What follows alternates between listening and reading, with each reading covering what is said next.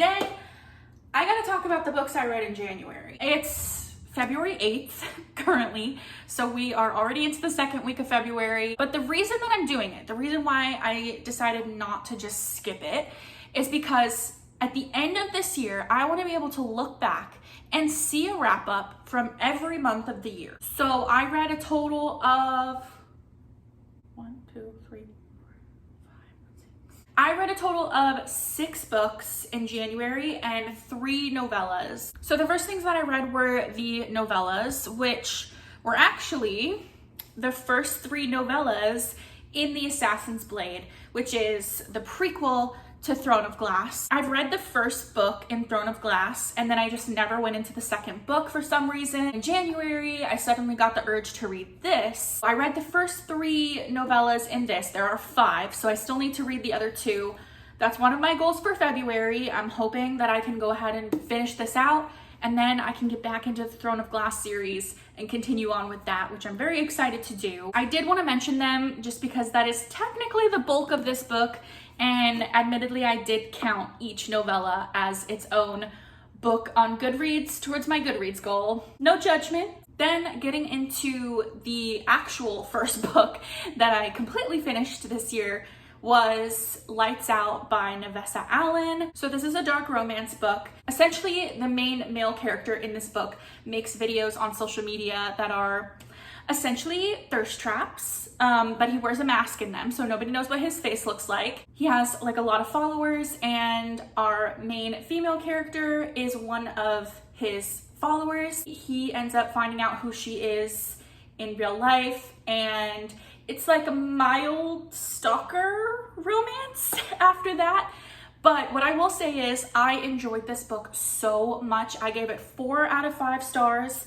I thought it was really well done. It was unlike other dark romance books that I've read before. The biggest difference is that the main male character is not as morally gray as other main male characters in the dark romance genre. I thought this book was actually really funny, really charming. I liked both of the main characters. I think if you're not super into the dark romance genre yet, this could be a good place to start. I think it's a little bit more mild than others. I think it might be a good introduction. Me personally, I'm still trying to find another dark romance book that gives me the same vibe as this one. Usually with a main male character like this one, that's very conscious about her feelings, not crossing certain boundaries.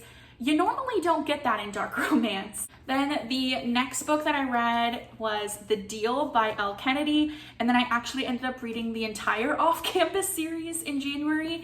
Actually, within like a week, I read all 4 of them. So the Off-Campus series by Elle Kennedy is a series of contemporary romances. They're college hockey romances. There's a group of college hockey players that all live together in an off-campus house. Each guy gets his own book in this series that tells the story of his romance.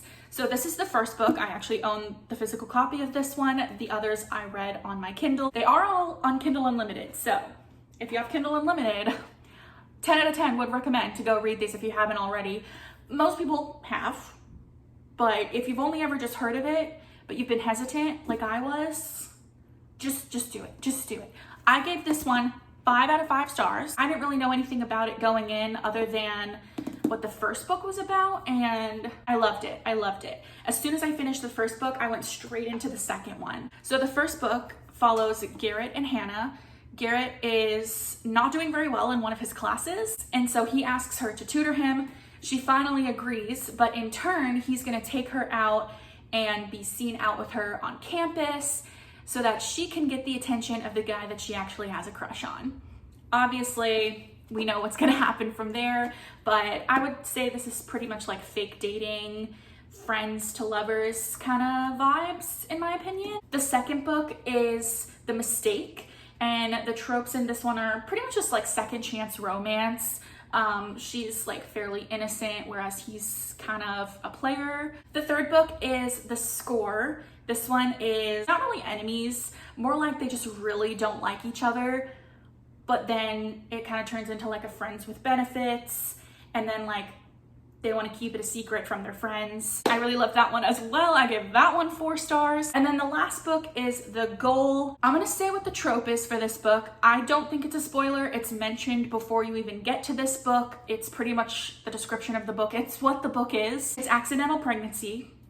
And I am not a huge fan of accidental pregnancy, but going into this one, because of how much I liked the first 3 books in the series, I had very high hopes that I would like this one and that it would be done well. I just did not like this book. I gave it 2 out of 5 stars. It wasn't just the trope that I didn't like. I really wasn't a huge fan of our 2 main characters. There were a lot of conflicts and issues that were happening throughout this whole book that were just really unnecessary, especially considering the important things that were going on in this book. It was just very frustrating, to be honest. It also really had a different kind of vibe than the rest of the books in the series. The rest of the books in the series were so connected. All of the characters were very present, even if it wasn't their book. This one just didn't have that same feeling. It felt very separated from the other books, and these characters felt very separated from the rest of the guys in the house and their girlfriends. It just wasn't my favorite.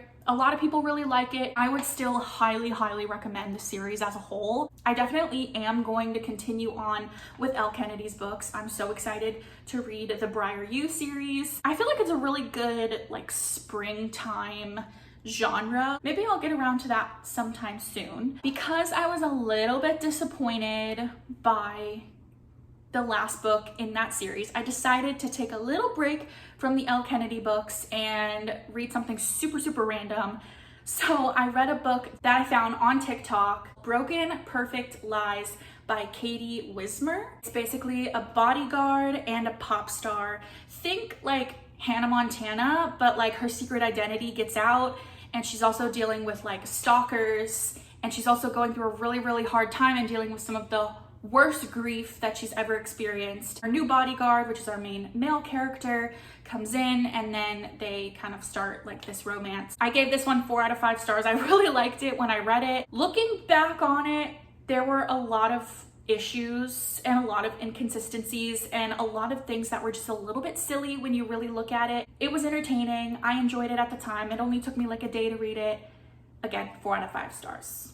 So those are all of the books that I read in January. Not sure if February is going to be that great of a reading month for me, considering it's already February 8th. I have not finished a single book. I'm in a little bit of a slump right now. I'm thinking maybe the best thing to get me out of it might be to pick up the Briar U series, because those books are so easy to read and they're very light and they're very distracting from the real world. My original plan for February though was to reread Fourth Wing, which I read like right after it came out. Didn't remember enough about it to be able to read Iron Flame when that came out, so I never got around to reading it. Now Onyx Storm is out and I'm 2 books behind. I just don't know if I'll get around to that in February. I guess we'll see what happens when I go to film my February wrap up, if I even have any books to talk about for this month. Anyway, if you made it this far, thank you for watching. Thank you for listening to me ramble. I hope you decide to subscribe and stick around, and I will talk to you next time.